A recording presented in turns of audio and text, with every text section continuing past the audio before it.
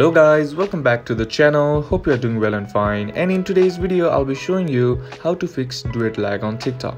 So without wasting any time, let's just jump right on the video and make sure to watch this video till the end and follow the steps as well. Now in order to fix the issue, first what you need to do is open up your TikTok app, and then on the bottom bar tap on the profile icon, and once you're in your profile page, tap on the 3-bar icon on the top right corner of the screen, and once you're inside, tap on the 3 horizontal bar on the top right corner of the screen, and then tap on settings and privacy. And once you're inside settings and privacy, simply scroll down and then tap on the option that says free up space, and here tap on clear right beside cache, and then tap on clear, and do the same for downloads as well. And once you have done that, close the app and then try again, and your issue should be fixed. But if you are still facing the issue, then what you can do is simply open up your settings app, then tap on general, then tap on iPhone storage, and once it loads, tap on TikTok, and then tap on upload app, and then tap on upload app to begin the process.